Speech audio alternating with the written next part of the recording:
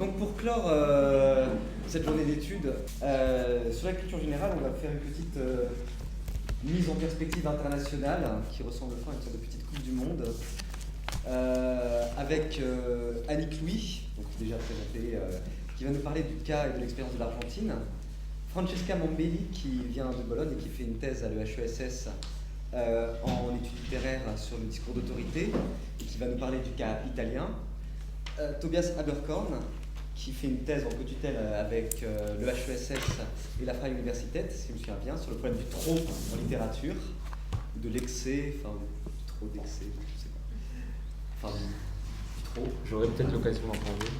Peut-être, trop de culture. Et Charles Coustille, organise ce colloque, qui fait une thèse également en littérature à l'EHESS, en co-tutelle avec Northwestern, et qui, vu du coup son expérience américaine, pourra nous parler effectivement de ce que serait une culture générale aux États-Unis. Donc pour commencer, je voulais vous demander un petit peu à tous, on va distribuer la parole, comment se traduirait la culture générale dans les pays que vous connaissez? C'est-à-dire, y aurait-il un terme, ou une matière, une notion qui pourrait renvoyer à une généralité des savoirs telle que décrirait la culture générale en français? C'est-à-dire, s'il fallait trouver un équivalent de la culture générale dans vos pays, ou dans les pays que vous connaissez, quel serait-il? Francesca. Oui. Le cas italien est apparemment très simple, parce qu'en fait, pour répondre à cette question, parce que le mot culture générale existe, on parle de cultura generale, mais ça n'existe pas en tant que matière d'enseignement. Là où en fait la découpe apparaît très simple, c'est pour tous ceux qui concernent la culture générale en tant que moyen de sélection et comme épreuve notamment pour l'accès à la fonction publique ou aussi et surtout dans les universités. Et ça date de juste 1999, donc c'est assez récent cette entrée, mais ça a changé beaucoup, je pense, le sens de la notion. Parce qu'avant, avait une connotation exclusivement négative, en fait, en italien. Le seul sens qu'on utilisait, au moins dans le langage courant, après il y avait des usages un peu plus, des réflexions moins courantes, plus savantes sur la question, mais d'un point de vue de l'usage courant, la notion avait une connotation négative. Et je pense que depuis qu'on l'a inséré, on en a fait en fait un moyen de sélection. Dans les usages courants, ça a été une manière aussi pour rendre plus acceptable l'usage du mot culture, qui en italien est très attaché à l'érudition. Et la première chose en fait qu'on pense quand on dit de quelqu'un qui a une bonne culture, c'est vraiment juste il connaît beaucoup de choses. Et le mot général, j'ai l'impression qu'il a permis un peu d'un usage courant de permettre de dire quelqu'un qui a une bonne culture générale, c'est plus positif maintenant, c'est pas... Et du coup, ça rend aussi plus attirante et plus possible peut-être l'accès imaginaire à la culture. Donc oui, mais ça n'existe pas en tant que matière d'enseignement.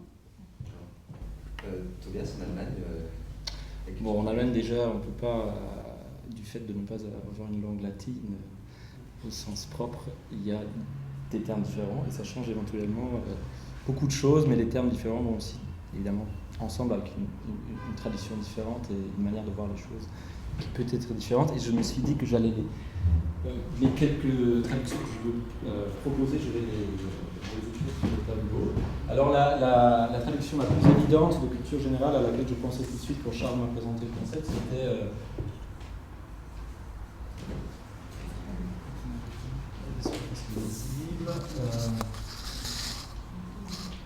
c'est la Allgemeine Bildung. Dans Allgemein, vous avez le général ou l'universel. Bon, c'est déjà à se demander. Et donc Bildung, vous devriez connaître, j'imagine, c'est un concept qu'on traduit en français par culture, mais dont il est discutable si on peut vraiment faire l'équation des termes. En tout cas, pour vous expliquer ce que cette notion contient de problématique, on peut la diviser en deux, en fait, parce que là, son sens original, on va dire qu'il apparaît autour de 1800, est plus axé sur ce qu'on entend par la Bildung, c'est-à-dire c'est une formation, c'est une mise en forme, et en même temps une construction de la personnalité qui est strictement non utilitaire. ce serait pour un Allemand très étonnant de se voir étonner des gens que les étudiants disent que la culture générale ne servait à rien. Elle a justement sa fin en elle-même, la Bildung.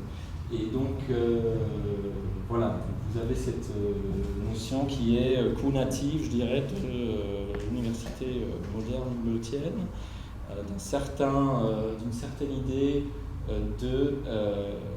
qui se rapproche, je dirais, de l'humanitas, qui est très humaniste et qui est de permettre à chaque individu d'accéder à quelque chose d'essentiellement humain et de s'élever en quelque sorte au-dessus de sa condition purement matérielle. Et c'est pour ça aussi d'ailleurs que du même amalgame de concepts et d'idées autour de 1800 naît aussi le concept de Geisteswissenschaft, science de l'esprit, qui traduit, qui est aujourd'hui encore le terme que l'on emploie pour sciences humaines, ce qui est très important aussi. Peut-être qu'on pourra approfondir certains aspects plus tard. Alors aujourd'hui, ce qui s'est passé, c'est qu'il y a eu un glissement sémantique. Aujourd'hui, quand on dit Allgemeinbildung, ça veut tout simplement dire maîtriser un certain canon de savoir qui est utilitaire, parce qu'il est discriminant pour, par exemple, être recruté pour faire preuve d'avoir un ensemble de connaissances qui sont un petit peu ceux qu'on n'a pas le droit d'ignorer. Voilà. Et ce type de Allgemeinbildung, qui serait aussi une forme de Allgemeinwissen, ou vraiment un canon, il est considéré qu'on est censé l'acquérir jusqu'au bac. C'est une affaire du lycée. Et au-delà de ça, après, dans l'enseignement secondaire, je dirais que la culture générale, dans ce sens-là, n'a plus de place dans l'hypocurriculum, parce qu'on est en Allemagne, je dirais profondément, dans une culture de spécialisation et de recherche, d'innovation surtout. Ce que M. Tavaillot vient d'expliquer sur la fonction de l'université, qui consiste à former les enseignants et à reproduire dans un cycle qui est redondant un certain savoir, c'est une idée qui serait beaucoup trop conservatrice pour une université allemande qui, depuis plutôt 1900, on va dire, et même dans les sciences humaines ou dans les sciences culturelles, dans les sciences de l'esprit, est axée sur un modèle d'innovation, c'est-à-dire qu'il s'agit toujours de produire de nouvelles connaissances. D'ailleurs, même dans un premier cursus universitaire, une forme comme la dissertation qui sert à synthétiser ou à problématiser d'une façon qui, pour les étrangers, est étonnamment formalisée, ce type d'expression n'existe pas dans l'université allemande. Il s'agit, dès la première année, de produire un nouveau savoir, idéalement. Il est discutable si les étudiants y arrivent. Mais il y a une autre traduction qui me paraît peut-être plus pertinente même que celle-là, et c'est une notion récente, c'est la Leitkultur, et là vous avez de la culture qui réapparaît, et vous avez Leit qui vient du mot Leit, donc guidance ou direction, donc ce serait la culture directrice ou la culture qui guide, et en fait c'est un terme qui est apparu, je crois, au cours des années 90, donc il y a pas plus de 20 ans, et qui signifie en fait une forme de culture nationale. D'ailleurs, on parle toujours de Deutsche Leitkultur, et c'est une idée qui exprime que pour être allemand, pour pouvoir s'intégrer dans la société allemande, il faut avoir un certain nombre de connaissances qui serait quelque chose, comme vous dites, la formation du citoyen, d'ailleurs, que vous avez localisé historiquement autour de 1900. Là aussi, c'est très intéressant de regarder l'histoire, parce que la Allgemeinbildung apparaît en 1800, dans une situation politique où l'Allemagne n'est pas unifiée, donc on ne peut pas prétendre à une formation du citoyen. On ne peut par contre prétendre à une sorte d'unité culturelle, mais qui serait du coup plus spirituelle, qui ne se matérialise pas dans des institutions étatiques. Et donc cette Leitkultur un peu tardive, c'est un concept autour duquel se cristallisent en fait des débats qu'en France on résumerait autour de la question de l'identité nationale. Après l'unification, donc c'est Oui, voilà. Et donc, pourquoi elle apparaît? Elle apparaît parce que l'Allemagne est un pays d'immigration, tout comme la France, depuis une vingtaine d'années. Les Allemands, même les conservateurs, ont reconnu le fait qu'on ne peut pas nier qu'il s'agit d'un pays d'immigration. Et donc, en fait, ce terme qui est toujours employé en fer de lance par les conservateurs, par la droite, résume en fait certains aspects de la culture générale que je viens de découvrir avec votre exposé de M. Cavaillot. Voilà des vétérans. Les Amériques. Oui, les Amériques.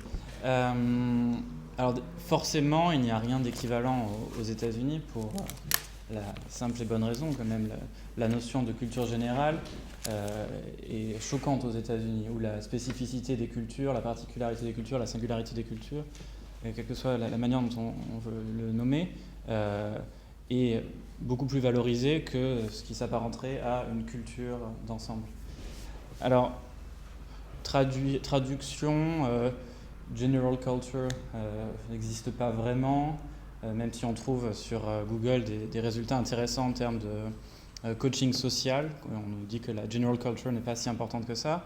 Plus sérieusement, la traduction peut-être plus appropriée, ce serait general knowledge, donc un savoir général, mais alors qui ne s'apparenterait pas du tout à quelque chose du côté des savoirs universitaires ou académiques, mais qui est plutôt du côté des jeux télévisés, qui veut être millionnaire, etc.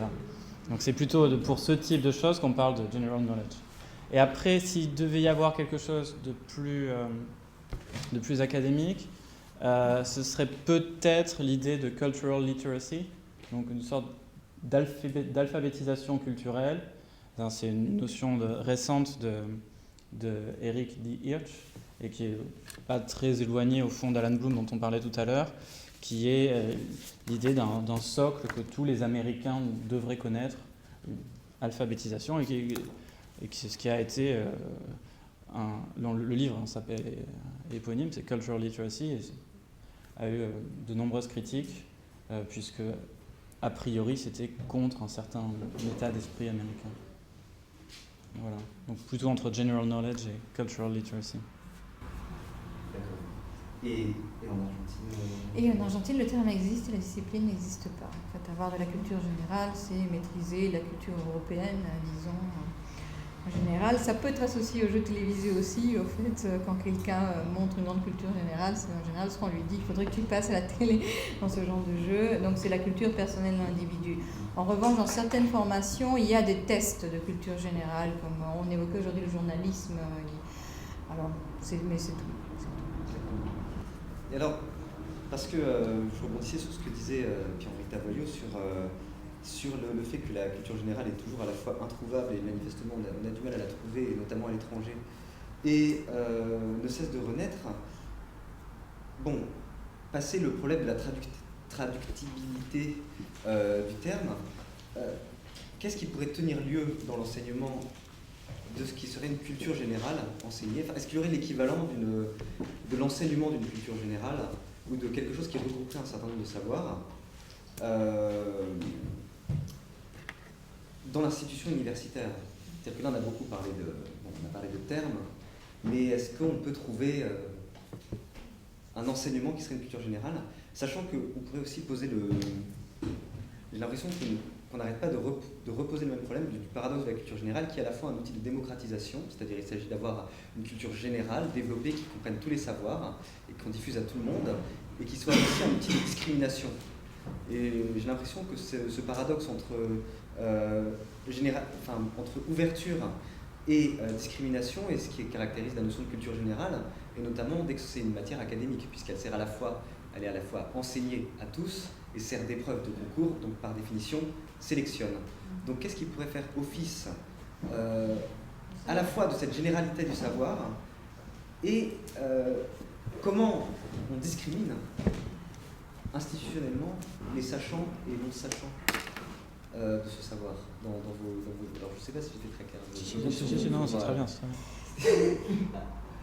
Je commence peut-être par l'Argentine. Donc, effectivement, après la dernière dictature, en 1985, dans le cadre du processus de démocratisation de l'université, a été conçu pour remplacer l'examen d'entrée qui était discriminatoire et très idéologiquement marqué, qui existait à l'époque de la dictature, ce qu'on appelle un cycle de base commun.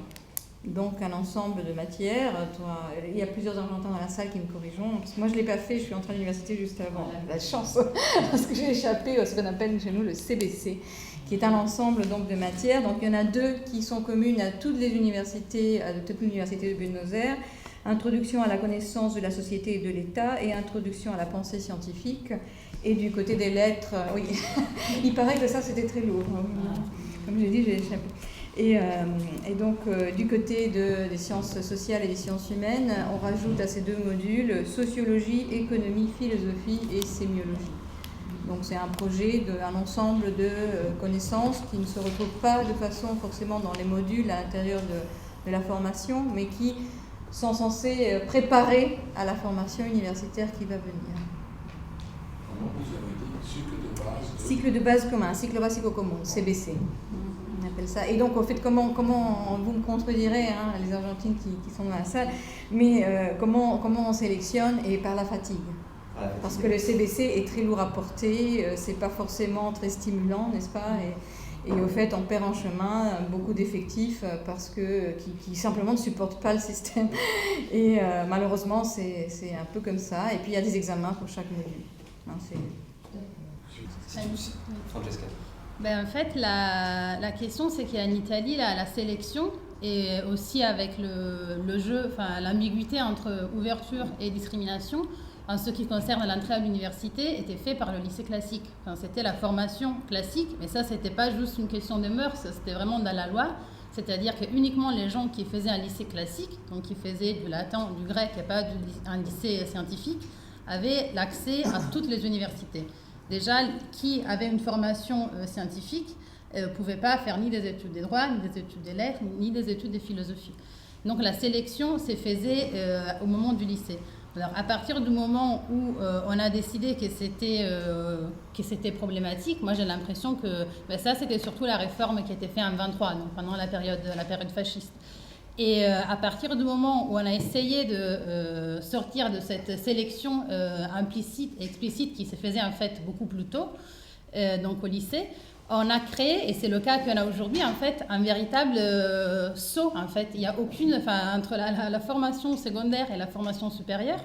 Aujourd'hui, il y a, l'idée, c'est que c'est un nouveau début, et c'est pour cette raison que tous les tests, d'accès à l'université sont fondés maintenant sur des critères qui sont une préparation aux matières qu'on est censé faire dans la suite. C'est-à-dire qu'il y a l'idée de recommencer à nouveau.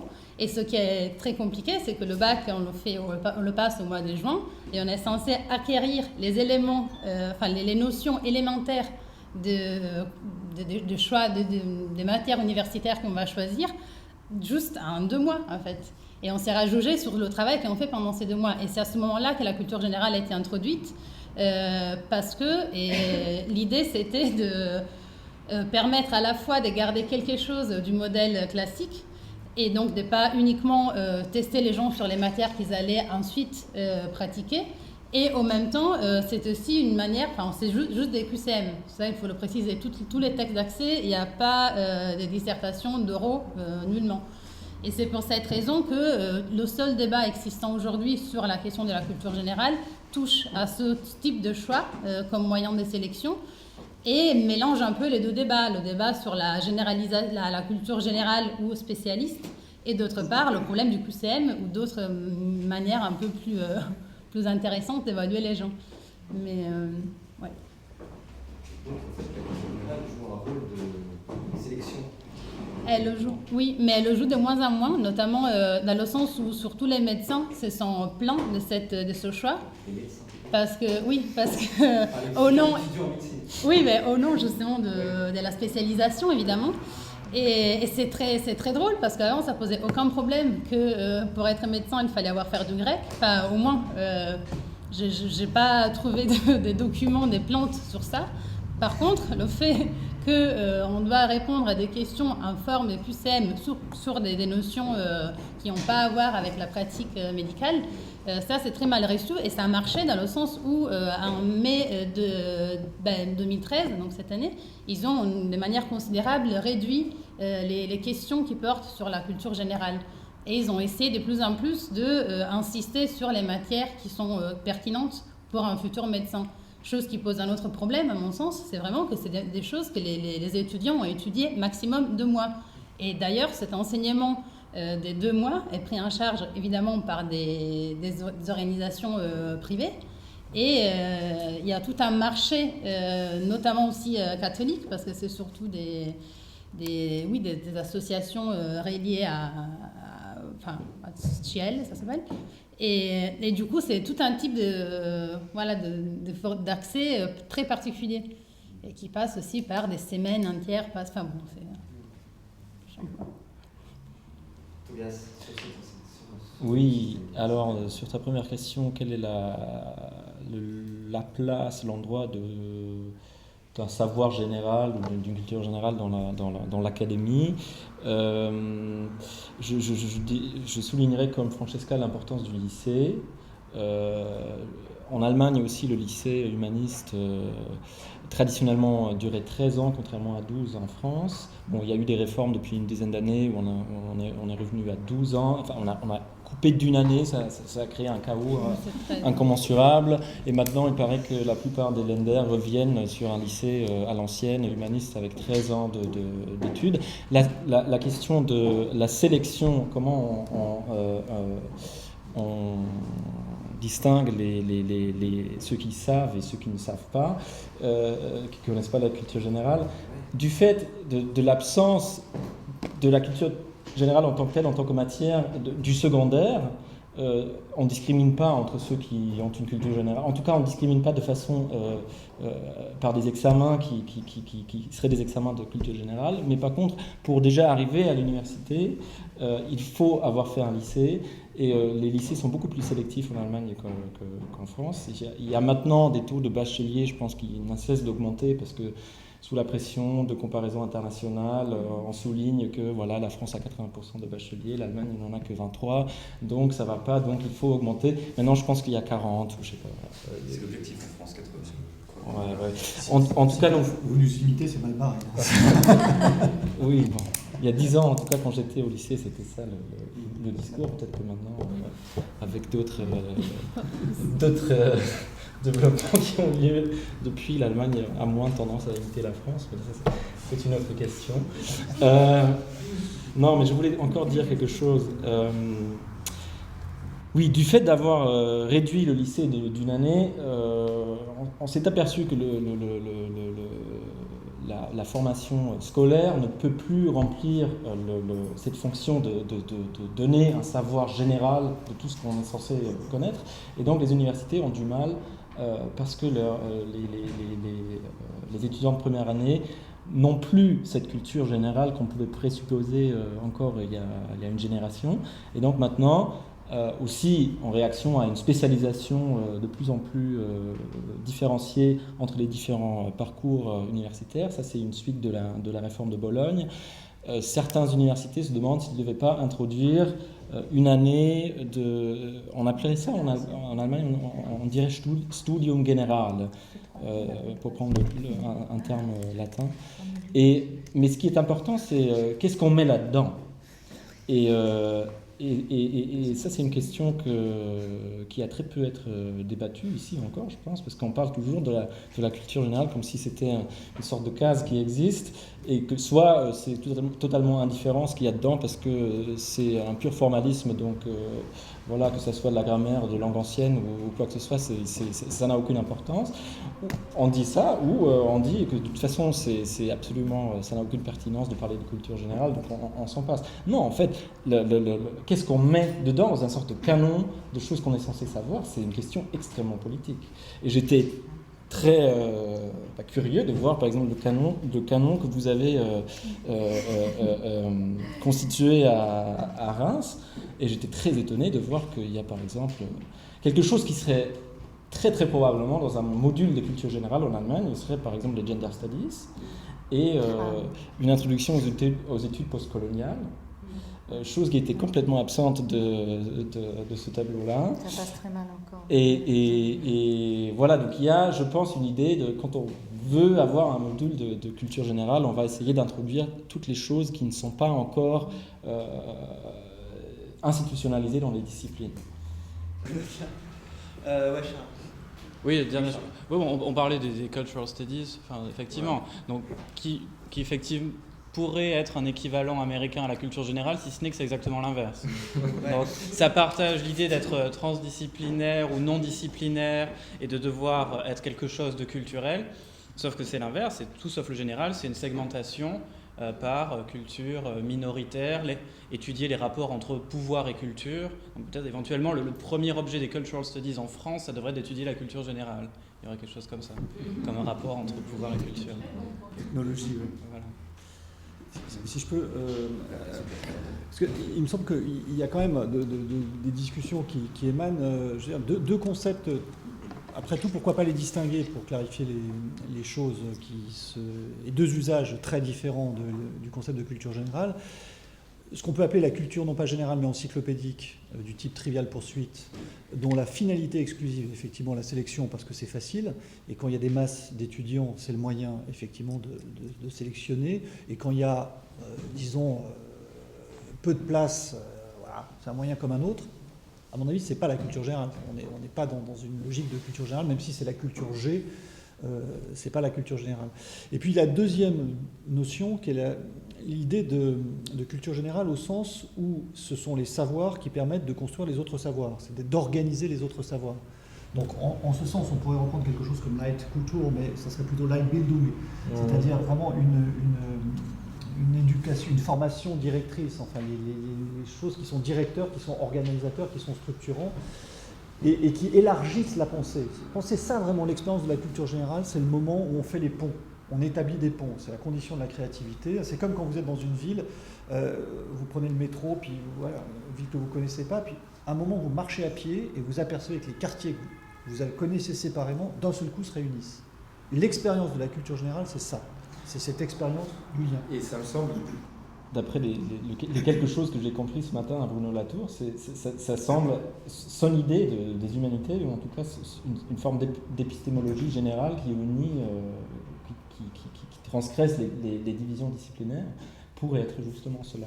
Mais voilà, encore faut-il savoir comment enseigner ça et qu'est-ce que c'est. Ouais. C'est qu'effectivement, la question c'est est-ce que la culture générale, ce sont des savoirs,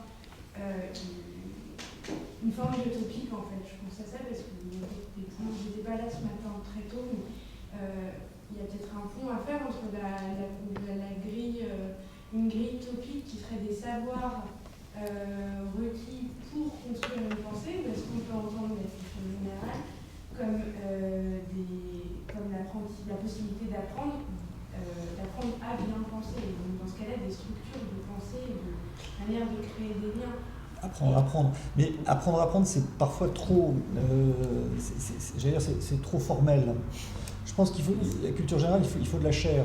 C'est pour ça que ce qui me semble vraiment l'incarner, c'est l'histoire des idées. Quand vous faites de l'histoire des idées, vous mettez du lien. C'est-à-dire vous prenez, par exemple, l'histoire de l'amour. Je reprends ce sujet. C'est un beau sujet. Parce que l'histoire de l'amour, ça engage effectivement les conceptions philosophiques de l'amour, les conceptions esthétiques de l'amour, ça engage éventuellement les structures sociales existantes. Vous êtes obligé de mobiliser sur un sujet de ce type énormément de savoir, et ça vous donne vraiment des repères. C'est-à-dire que vous faites une histoire totale de l'amour, au sens de l'histoire des mentalités. Vous faites une histoire totale. Cultures techniques scientifiques et techniques sont mobilisées, c'est extrêmement structurant. Vous avez vraiment des repères qui sont là pour des étudiants de début de cycle ultra formateurs. Voilà, je pense que l'histoire des idées se rapproche le plus de ce qu'on entendrait par culture générale, et à la limite, peu importe le sujet, puisque ça englobera d'une certaine façon tout. Et vous pouvez faire sur la mort, sur l'amour, sur l'éducation, sur l'État, voilà. Si vous le faites avec cette approche, ça sera effectivement un savoir structurant. Donc je pense que c'est un bon moyen d'avoir une idée concrète, une incarnation de cette idée de culture générale. Encore deux questions. Oui, moi Attendez, excusez-moi, il y a Benjamin qui trépigne d'impatience derrière. Merci. J'ai deux questions qui me... Pour simplement rappeler deux choses qui m'ont semblé un peu manquer dans les discussions aujourd'hui, donc je voulais vous entendre sur la question. Première question, c'est sur la science, et la deuxième sur ce qui se passe en dehors de l'université. Parce qu'au fond, on est tous ici plus ou moins universitaires, et la culture générale s'adresse aussi en grande partie, si on a un sens citoyen ou démocratique du problème de la culture générale, c'est dire et que faire pour tous ceux qui ne sont pas à l'université. Nous, c'est notre métier d'avoir la culture, de travailler dans l'intelligence, de lire des livres, et donc on a un goût pour ça naturel.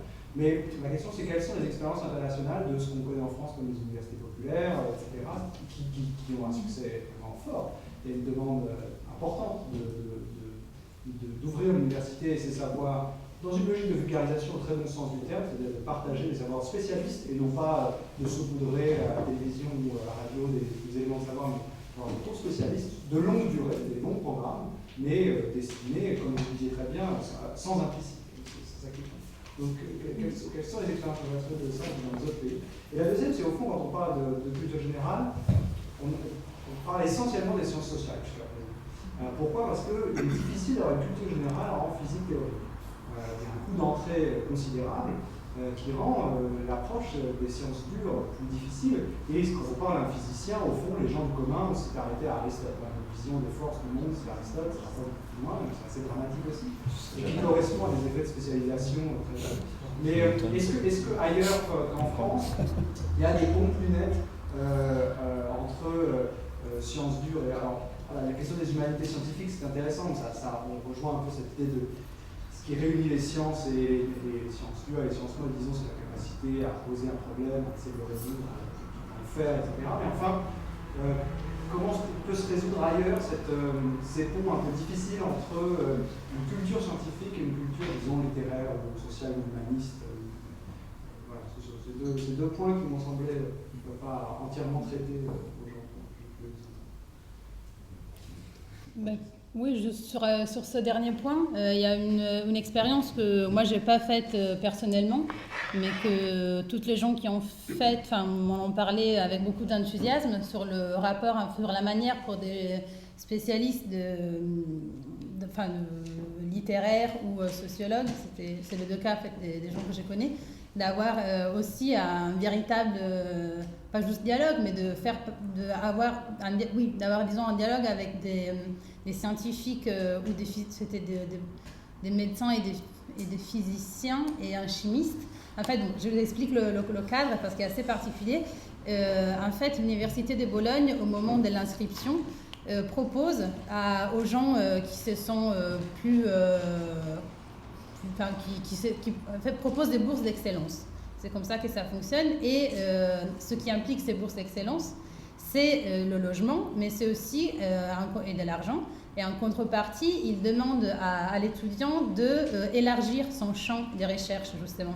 C'est-à-dire que quelqu'un qui fait des études en sciences politiques, par exemple, est obligé de suivre des cours qui seront des cours que les profs font exprès pour les gens qui font partie de ce collège d'excellence, parce que c'est comme ça qu'il s'appelle, mais qui ont le seul caractère de justement rien à voir avec la discipline qui est la sienne.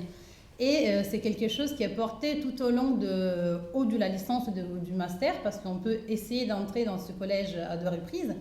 Et c'est quelque chose qui, du coup, c'est pas quelque chose qui arrive juste une fois par mois, où on est obligé d'assister à une conférence de quelqu'un qui est un spécialiste. C'est quelque chose qui est vraiment construit dès le début de l'entrée à l'université et qui arrive jusqu'à la fin, qui couvre les 3 ou 2 années. Et qui a été une expérience, à ce que j'ai su, très très positive.